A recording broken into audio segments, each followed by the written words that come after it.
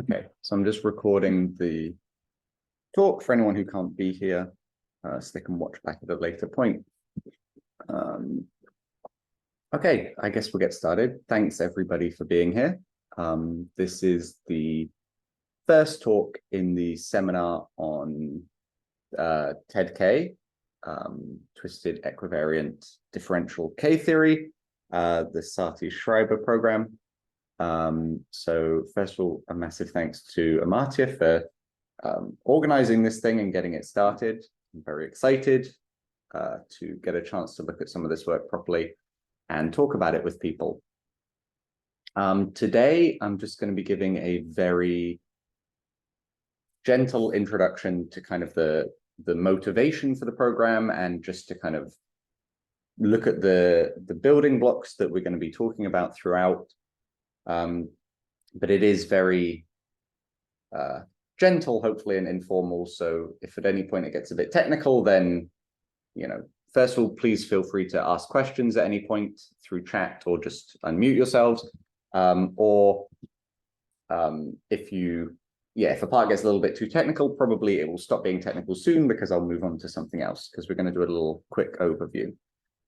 So let's have a look at the program. So we're looking at topological quantum computing.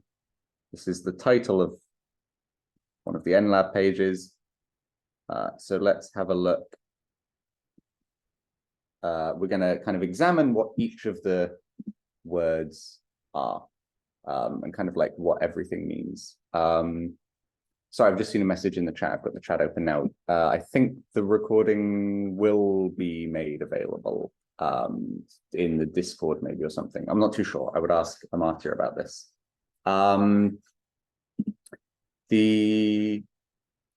yeah, so we're going to be looking at topological quantum computing in TED K, and it's kind of like via linear hot. So what I would like to do today is introduce the main idea that motivates a lot of this work, and then kind of briefly look at the words in this title and kind of like pick out each one and talk about what they mean in a small way. So let's start by looking at the motivation for the program, the kind of physical motivation. And here, I apologize, I'm very much a mathematician, not a physicist. So I have a maybe different view on this, but I've tried to make it as like concrete as possible. So here's the motivation, which is that quantum computing is hard to physically implement.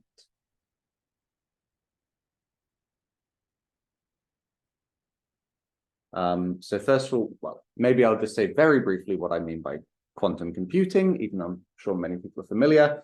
By this, it's this lovely idea that when we do classical computing, we're moving bits of data around, we're moving information around, and we're manipulating it in certain ways. But at some point, it's very helpful to realize that information is a physical object. It's a tangible thing. We have this idea, maybe as mathematicians, maybe, or computer scientists, that information is like this abstract idea that we can measure through entropy and stuff. But when we do computing, we are actually, like flipping bits. And what does that mean? It means there's some electrons somewhere that are getting their spins changed, or that are getting charges changed, or, however electronics works, kind of thing. Like, the point is there's a physical process underlying this, and it's made of very small things. So at some point, maybe quantum physics would have something to say about the physical process of computing. And the idea of quantum computing is to take that idea really seriously and see kind of what it says. What does a better understanding of physical processes tell us about the specific physical process of information transfer and information computation? And what this means in practice, if you do some elementary, like basic quantum computing, is you stop working with bits and you start working with like complex vectors, basically. So that's a speed introduction to quantum computing. But here's the question then, which is, if quantum computing is an interesting thing, then why do quantum computers not exist? And it's because it's hard to physically implement. The main reason for which, or one of the main reasons for which, is decoherence. So this is basically quantum bits are in some way that you can make formal. They're very sturdy and resistant to data loss. There are some strong things with no-go theorems that tell you about this. But equally, in another way, it's kind of this fun quantum conundrum. Although they are somehow indestructible, they're also very, very delicate and struggle to kind of retain the magic bits of quantum computing that we need to be there in order to take the quantum advantage over the classical advantage. So decoherence is this idea that during the process of computation, just by sitting there in the room or whatever, wherever your quantum computer is, if things aren't at 0 degrees Kelvin, then there is heat, then there is energy, then things will be moving. Your particles or whatever you're using to implement to your quantum computer might interact with the environment outside of the computer in some way, and so might therefore change their state, and your computation becomes inaccurate and messy and so on. So decoherence is this really big problem. You can think of it kind of like noise in the classical computing sense, or static or whatever. Like when you do a telephone call over a long distance, bits of data get dropped, packets get dropped, and the call becomes low quality. So we are interested in error correction is one of the first things we think of to solve this. So what is error correction? Error correction is this idea is I've got Alice over here and I've got Bob over here, the two people who are always involved in quantum things. And Alice has her little message M, and she wants to send it to Bob, who's all the way over here. And in between them, there is some noise, or like, yeah, you can think of it as like a noisy channel. There is some process for Alice to get her qubit from her to Bob that will mean the qubit will undergo decoherence. So this could be time, like this could be a passage through time or a passage through space or anything like this. So Alice wants to send her message to Bob, but the problem is if she does it, then Bob won't just receive the message, he'll receive some distorted version of the message M, which has some errors built in, and he might not be able to tell what the original message was. So instead of doing this, what Alice does is she takes her message M, she wraps it up in a little box by doing a thing called encoding. And the idea is when she sends this box over to Bob, what Bob will receive is, here's a very nice like moral picture. What Bob will receive is a damaged message M, but the box is also damaged. And the box is built in such a way that Bob knows what the box should look like. So he can compensate for any defects that have been introduced to the box and figure out what's gone wrong with the box, and then apply the same fixes to the message M, hopefully. This is in an ideal world. So he can recover the original message M by this thing here is called decoding. Well, decoding, I guess, is really the whole process of then extracting the message M out of it as well. So this is the idea of error correction, is you, before sending your state anywhere, you kind of wrap it up in a box that will allow you to, the receiver to detect errors, but then also fix those errors.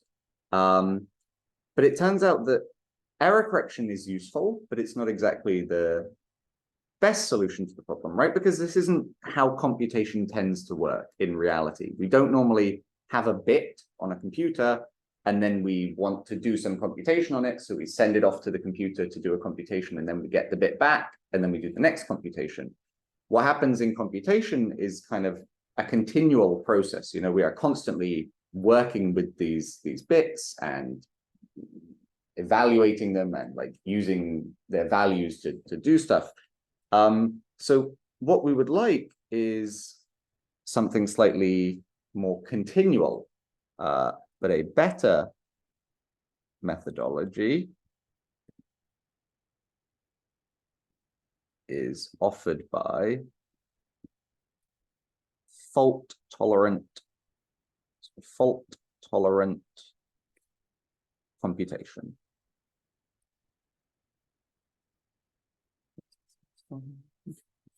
So what is fault-tolerant computation? Well, this is the idea that, again, very loosely, it's the idea that rather than taking a message M, wrapping it up in a box, looking to see how it becomes damaged, and then repairing the box, hopefully, again, this process here is somehow probabilistic. It depends on your choice of encoding. We can talk about this. And then unwrapping your state. So every time I want to, Alice sends Bob a piece of information M, and he wants to be able to do some computation on it. Every single time they have to go through this lengthy process, which will slow things down and will be very expensive because boxes aren't free. And what this means in the information world is that encodings increase the amount of data you have to send. So the idea of fault-tolerant computation is, instead of doing this, we take M, we wrap it up in its box, and then Bob just kind of learns how to compute with this instead. So rather than having to look at the box and repair the box and then unpack the box, all Bob does is he goes, well, I kind of know how I would do that if I had to, so I'm going to keep that in mind and kind of like compensate for that in all of my computational actions somehow. So the idea with fault-tolerant computation is this more continuous idea that we can kind of figure out what do the logical operations we want to do look like when we act on the encoded state instead of the decoded state. So then the idea becomes, okay, how can we do fault-tolerant computation? Now, there's a bunch of really beautiful mathematics about this, but there's this very tempting idea. So here's a nice idea, which is, can we build fault tolerance into our hardware?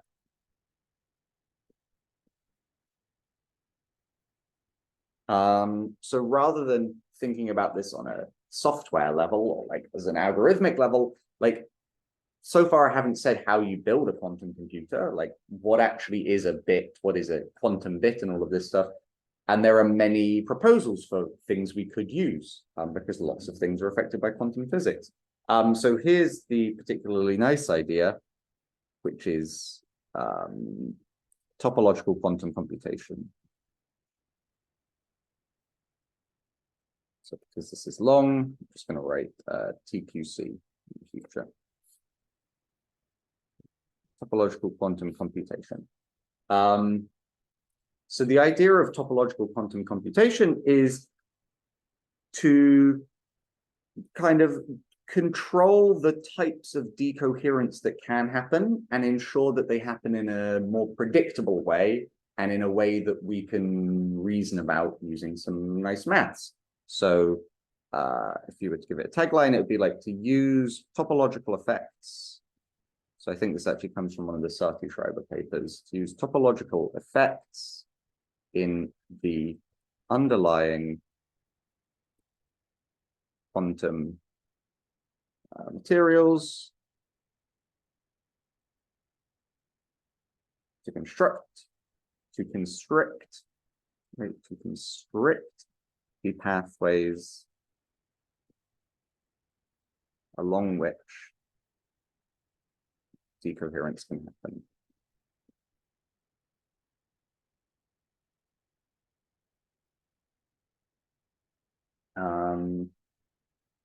So the reason that I say this is a very tempting idea or a very alluring idea is because it is a very nice one, but it obviously comes with a drawback, as all things do.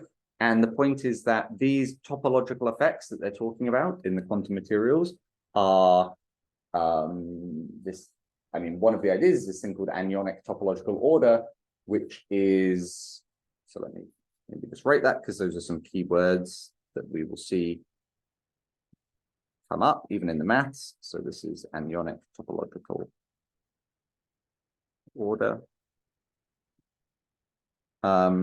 This experimentally is very difficult to pin down, and some people believe very strongly that that's because it's inaccessible, and some people believe that it's because we just haven't done the right experiments yet. So it's kind of up for discussion how people feel about this. But anyway, this idea is a very lovely one. Let me just write down here actually that like a very nice example of this idea is the so-called toric code, which is a lovely thing. If you're not familiar with the toric code, you can maybe go and read about it somewhere, or we can talk about it at some point. It's a very beautiful encoding that uses this topological idea. The aim then, so let's take this assumption for granted that topological quantum computation is the right idea to follow. Lots of people do believe this.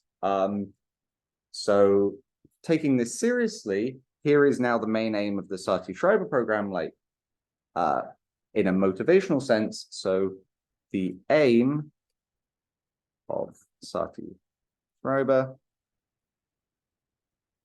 is to construct the framework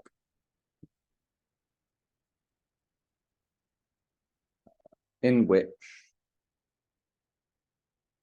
we can design a hardware-aware programming language.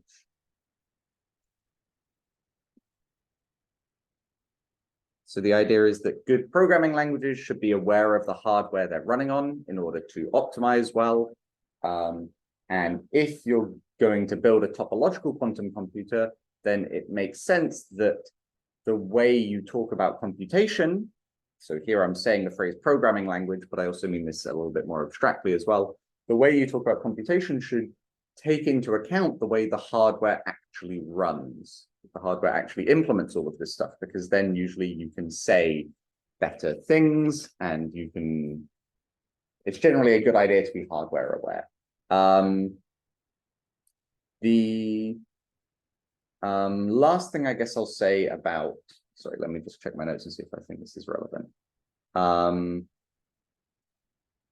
Okay, so this is a good summary, I think, of what their main aim is. So now maybe let's talk about some of the components that go into it. Let me mention briefly one last physics-y kind of thing before I move on to the maths that I'm a bit more comfortable with. Let me just clarify some terminology, which I think, so I don't know everybody's background, but as a mathematician, there's a lot of terminology in this stuff that is physics inspired, that is very foreign to me. Probably for physicists, you might have the opposite problem. But so one thing that I think is good to talk about is this idea of adiabatic movement, which comes up a lot and actually has a really interesting mathematical justification somehow.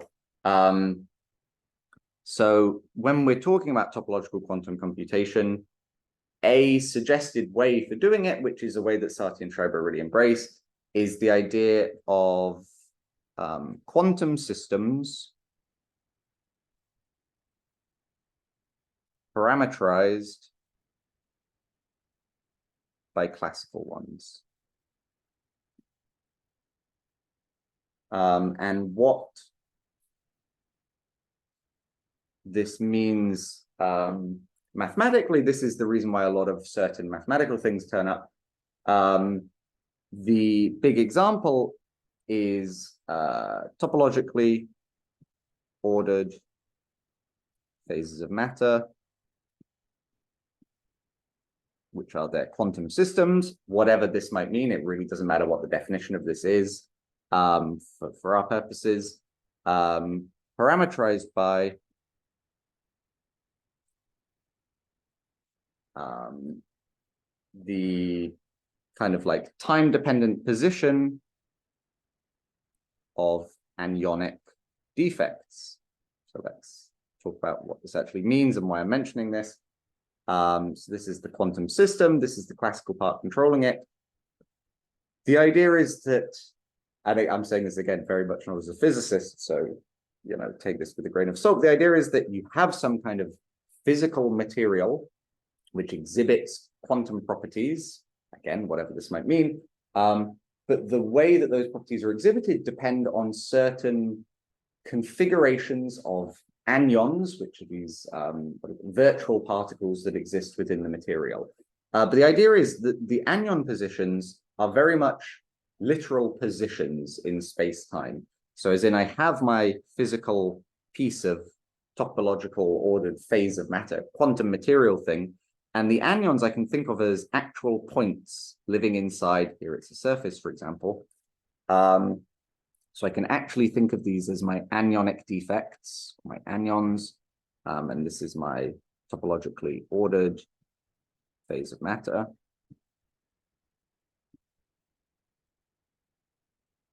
And the point is, throughout time, maybe I can move these anyons around in different ways, which changes the quantum properties, which is a way of me encoding my computation. So from this, we see that what's going to be super important is understanding, for here, for example, let's put 4 points in. So here, for example, something that's going to become super important to understand is the configuration space of 4 points inside this surface X. So as in all of the ways these things can move around within each other and how they can maybe wrap around each other, if any of them are linked in any way, any paths or homotopes they might trace. So this kind of parameterized configuration space will turn up for this physically motivated reason. We care about the position of certain particles within a space because this is how we will control the quantum computation. And then let's just briefly mention a nice bit of history, which is the quantum adiabatic theorem, which is in its first version old, especially in terms of quantum physics. This is from like the 1920s. And it basically says, if we have such a system, some kind of quantum system parameterized by a classical one, then if we move or modify or what's the word, sorry, deform the classical system, if we move, sorry, I've run out of space here, but I'll try to put it in. If we move the classical part slow enough, and what slow enough means is something that we make precise, then the quantum system somehow doesn't change in certain ways. Then the joint eigenstate, so again, I'll write some words, but then see what they mean, doesn't change.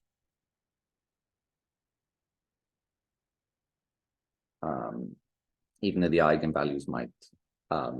What this means practically is that everything can be described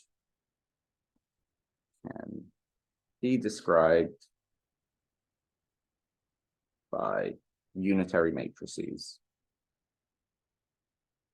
This is kind of the nice consequence, which is how it lets us know that everything we know about quantum computation still works, because the classical setup for quantum computation is through unitary matrices. So that arrow is really big. Okay.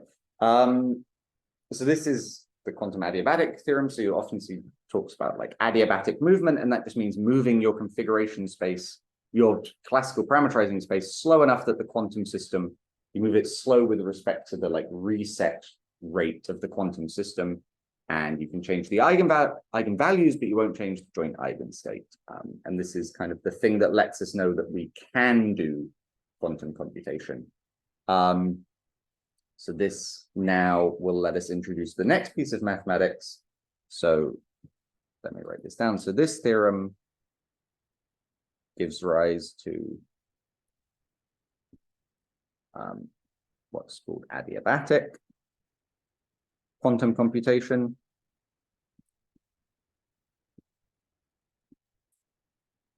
this one little stars because it's an important word. So this general idea of adiabatic quantum computation is any physical implementation which uses this adiabatic theorem, which says that you can parameterize something by a classical space and move it slowly, and this process will be described by unitaries. But if the gates, so I haven't talked at all about quantum circuits, so I don't think it's super relevant at this point. So if by gates, I mean like the logical operations that you're encoding in your computer somehow, that you're implementing into your computer. So if the gates depend only on the isotopy classes, so this is basically the like homotopy class, the topological structure embedded into a space of paths in the configuration space,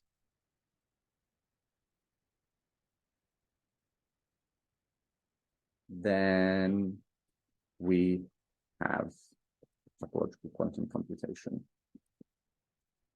via, so that's the last piece of terminology, via braid quantum gates. So this is why we will see another piece of mathematics pop up, which is the idea about studying things like this. So you'll see, like, I don't know, let's pick one here. So this, for example, is a tangle between, I have three things, and somehow this tangle tells me I kind of, move the bottom one to the top. And the idea is this diagram is the same as the diagram, I don't know, where I draw over here, which has, I don't know, maybe this line goes up instead, and then this one goes down, and then this one goes down, and there's a little loop. Like, these two diagrams are the same. Topologically, they're the same. It's a little bit stronger. It's saying, like, they're not just topologically the same, like, embedded into the plane, these things are the same. I can deform one into the other.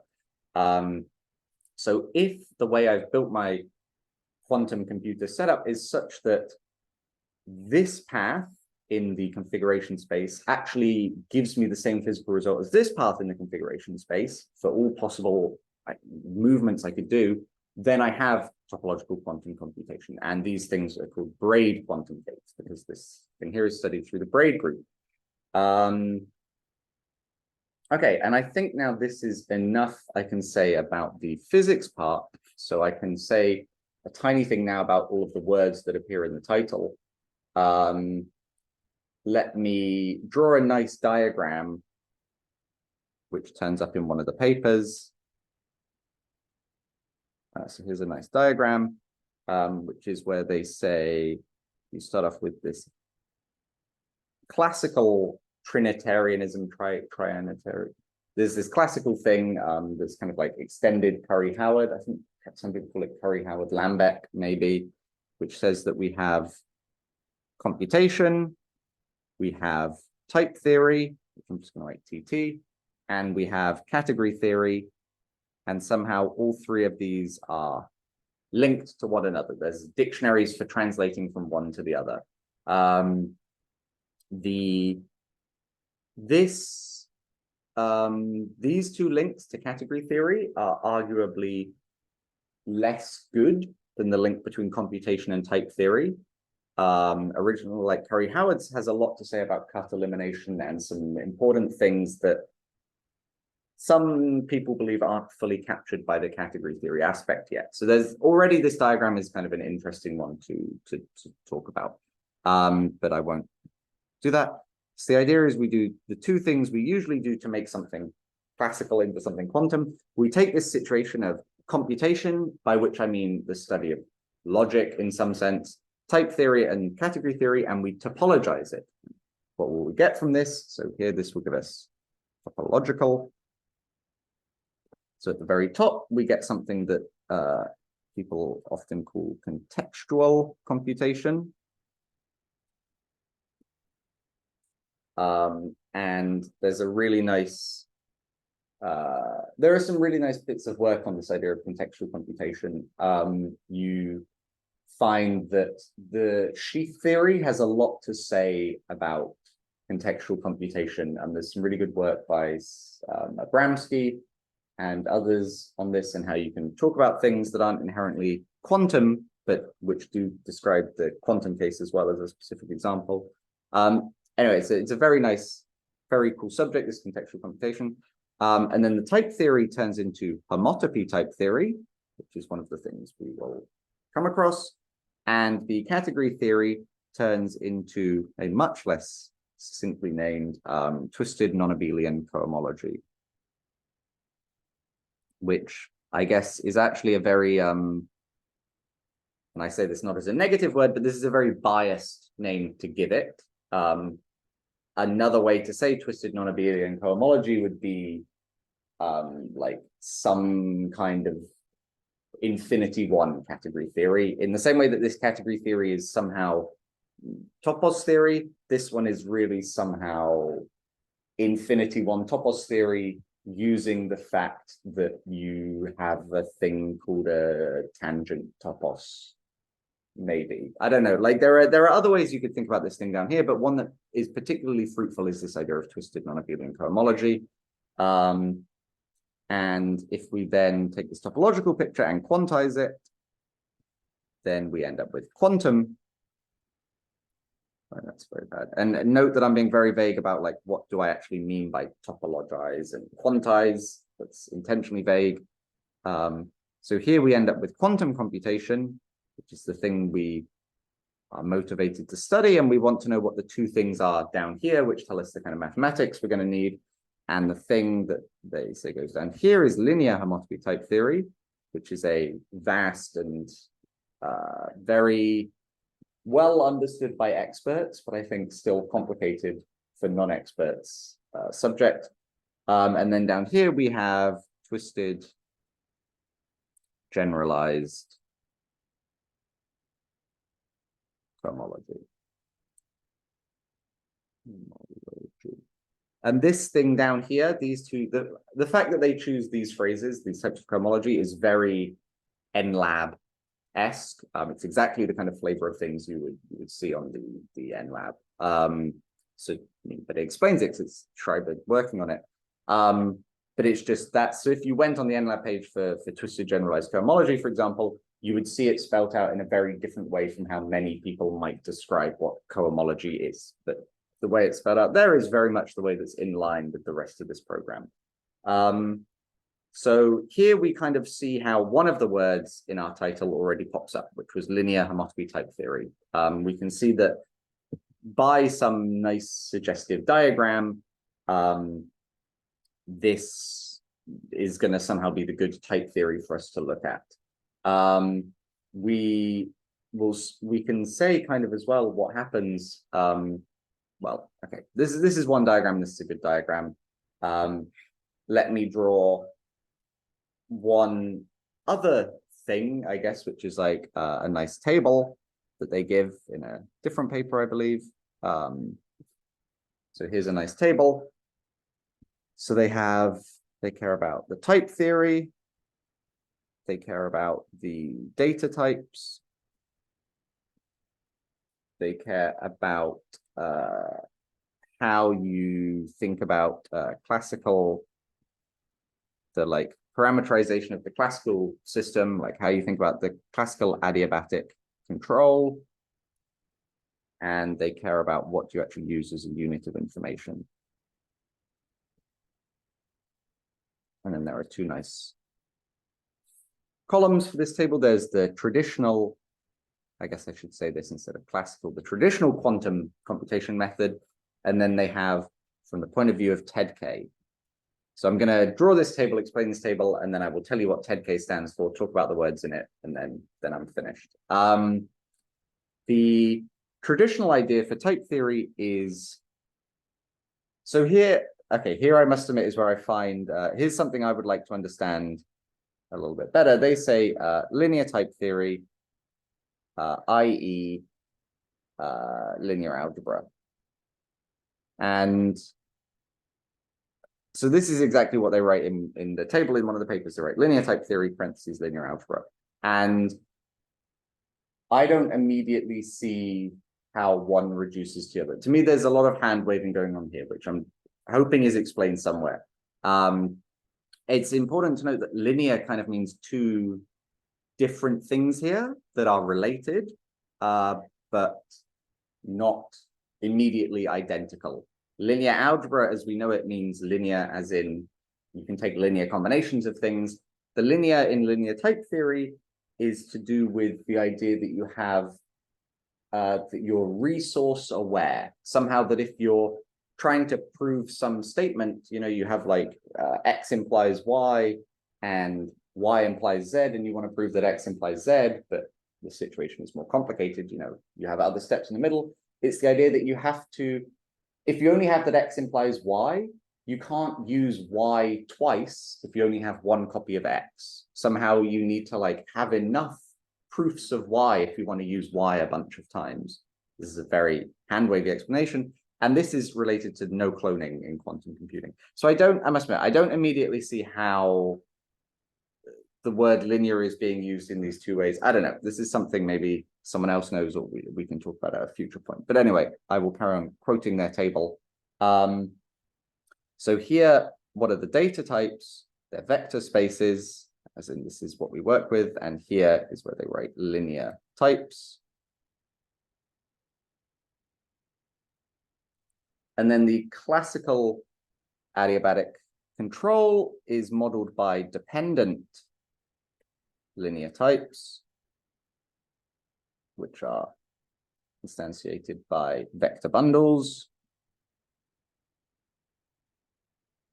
And then the unit of information are qubits in C. So then they say, okay, when we do this TED K framework instead of working with linear type theory, linear types, dependent linear types, and qubits in C, what are we going to be working with? Like what they're asking here is like, what does this triangle tell us that we actually care about studying in terms of mathematical objects? And they say that instead of linear type theory, as we've already said, you're going to be working with linear homotopy type theory. And the thing that would go in parentheses here are like stable homotopy type. I don't really want to put the parenthetical parts in here because I think it's not super helpful. Here you would have just linear homotopy types. So we're just going to be putting the word homotopy in. These are things like some kind of spectra. Instead of dependent linear types, you'd have dependent linear homotopy types. So it's just the homotopy is getting put everywhere. And then this last one, which is the one that changes the most, is instead of studying qubits in C through some sequence of mathematical unravelings, we will end up caring about characters in this thing called K, U, tau, G of blank C, which is lots more complicated than C. But you can see here, I guess now's a good time to talk about what TED K is, the last thing. You can see the K is the K from K-theory. This tau corresponds to the T. This is a twist. The E corresponds to this G. This is the equivariant part, some Greek. And then the D corresponds to, I mean, that's not visible in the notation, but it corresponds to things that you can do with this. You use some structural properties of this. So let me just end here by just, talking about, so they talk about TED K-theory. So generally, given a nice cohomology theory of which K-theory is one, we can look at the TED version. So what does the TED version mean? Well, it means we look at twisted. And here, well, I'll write out the words and then I'll write. So we have twisted, we have equivariant, and we have differential, differential,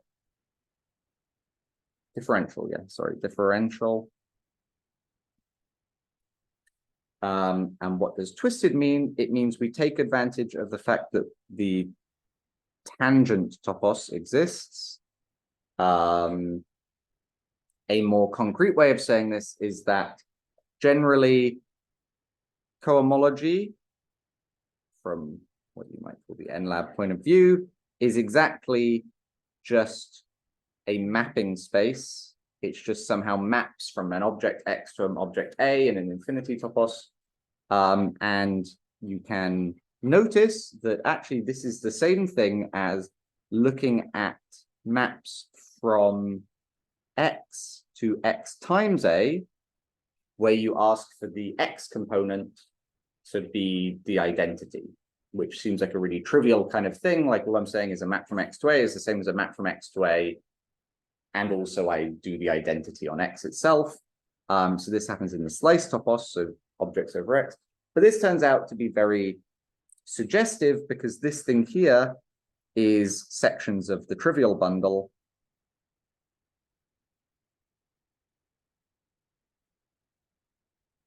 X times A. So twisted says, the idea of twisted cohomology theories is to say, okay, well, rather than just looking at cohomology as sections of the trivial bundle, we might as well look at sections of more arbitrary, more complicated bundles as well. So look at non-trivial bundles. This is the idea of the twisted part of it, is to kind of take this motivation and kind of use it to generalize things slightly further. The equivariant part just says we have a group action and we want to respect it and be aware of it in our computations somehow. So this arises whenever you have any kind of principal bundles, or you have some symmetry of your underlying space, whatever. And this is saying that we have some kind of cohesive structure. What does that mean? This is, a bunch of talks all in and of itself. The idea is very much that you can do some kind of differentiation. You can do some kind of calculus. You can do some kind of infinitesimal movement in your topos, in your space, wherever these cohomology theories live. One really concrete example is, maybe for anyone who's a bit more algebraic or a bit more geometric, is C, the complex numbers. If you look at so I'll just say this quickly. If you look at the complex numbers and you look at the constant sheaf on the complex numbers, this has two very interesting structures. It has a thing called the integral structure, which is given by looking at how the integers sit inside of C. And then it has a thing that you might call the Hodge structure. You wouldn't call it that because that's a word that already means something, but you might like to call it the Hodge structure. And this is the fact that the de Rham isomorphism tells us that this is isomorphic to forms, holomorphic forms on X. So arguably the first kind of example of a differential cohomology theory was this thing called Deligne cohomology, which takes advantage of this fact. And this is somehow what differential cohomology theories are. They say, if you have some kind of discrete structure and you have some kind of geometric structure, can you use both of them in a kind of compatible way? And the answer is yes, and you'll end up doing some kind of pullback. And that's all I say about the TED stuff.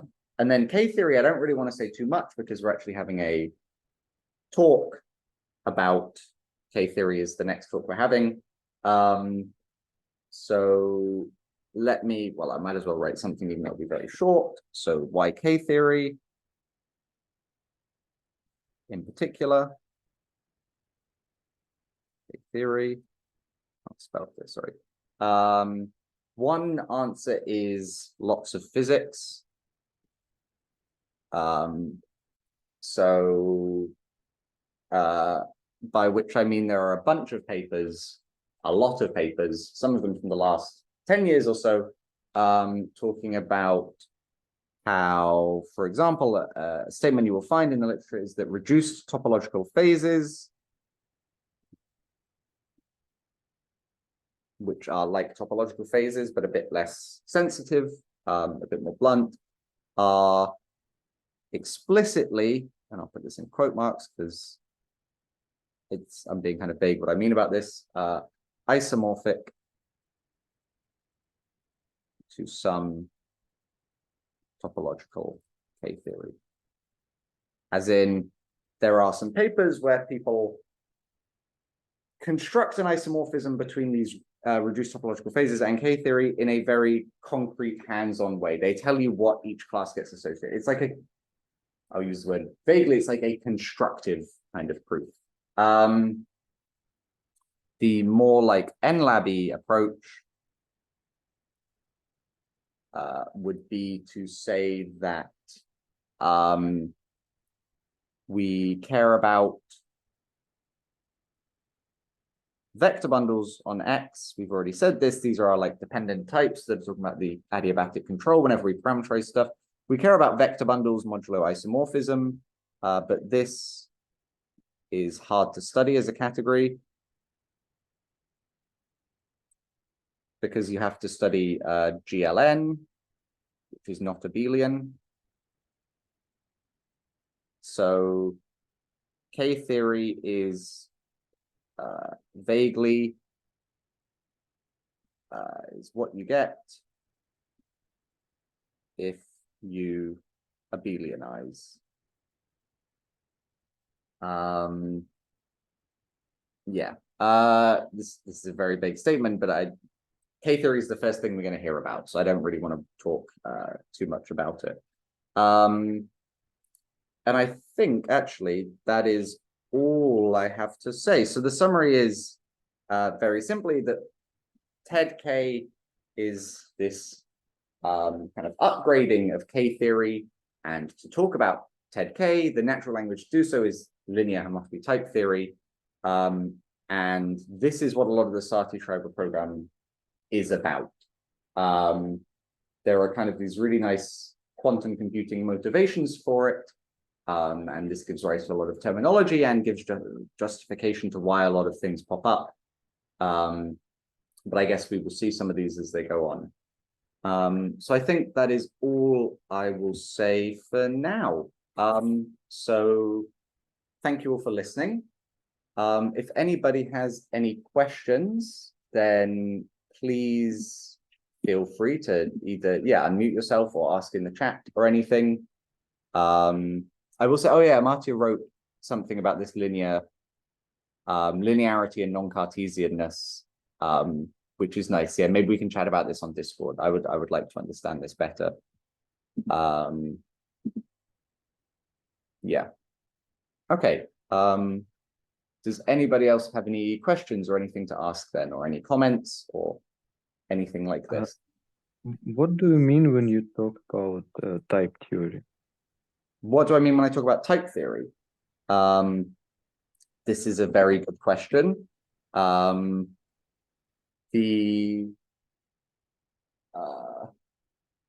I mean when I talk about type theory, because I'm quite biased, is I really mean it's something that I understand through category theory. So I'm not a type theorist, I'm not the best person to ask, but kind of the super low-level approach is that type theory is an alternative to set theory as a foundational methodology, a way of talking about mathematics, where we don't talk about sets with elements, but we talk about types and instances of types.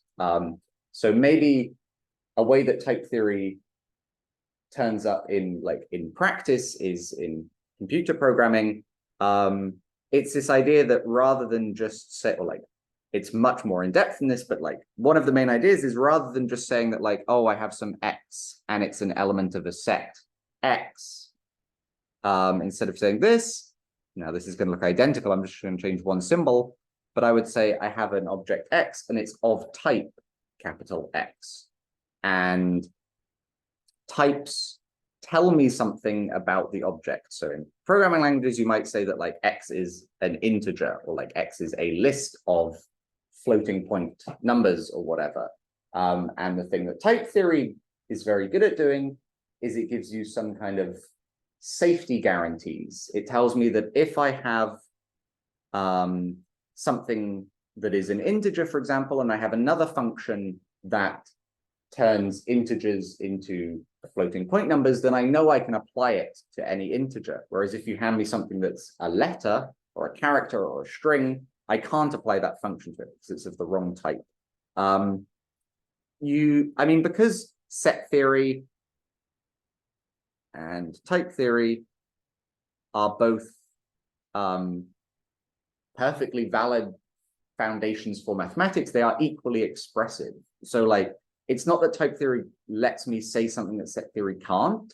It's just that type theory is a different approach to foundational mathematics, which makes certain things easier and is more suggestive to do other methods. I don't know, maybe we can have a proper talk by type theory about someone who knows more about type theory. But vaguely, this is the idea. It's an alternative foundational construction for mathematics instead of set theory that is very useful, almost precisely because it fits into this picture here.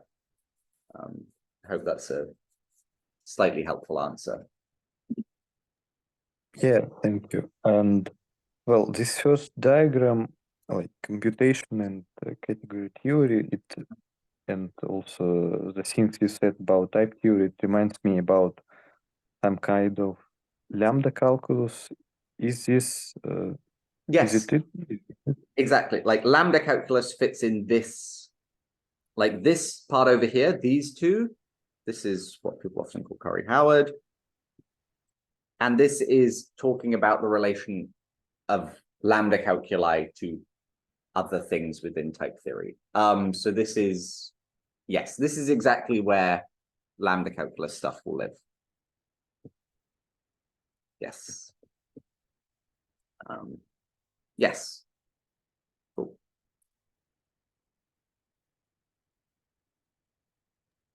Okay. Does anybody else have any other questions?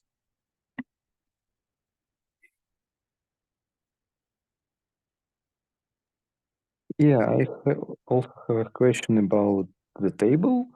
Yeah. So you shown that in traditional way we have like some understandable objects like linear algebra, vector spaces, and so on. Yeah, and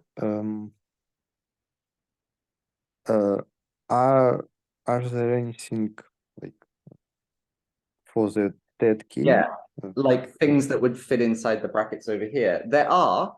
I just didn't write them down because they would, I think, raise more questions. So instead of linear algebra, we would study something called stable homotopy theory.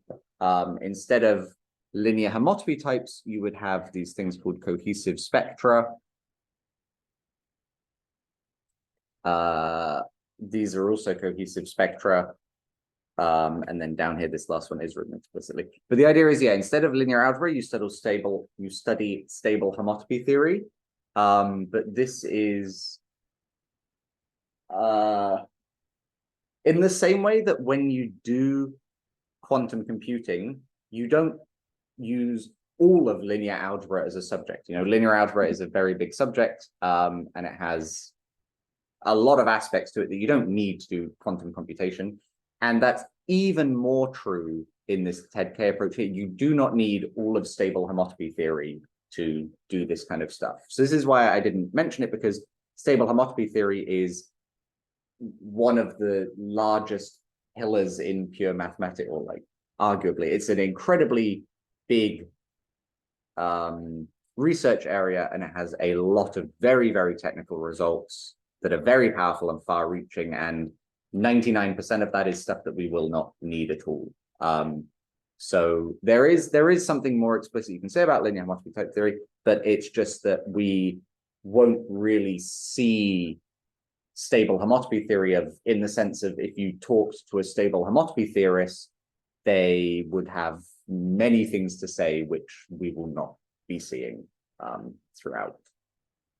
So yeah, that's a good question. Thank you. Yeah, thank you for your answer. Thank you for your answer. That's okay. Thanks for asking. Okay, well, it's been an hour and I don't want to keep people, so I will stop the sharing, sorry, and I will stop the recording.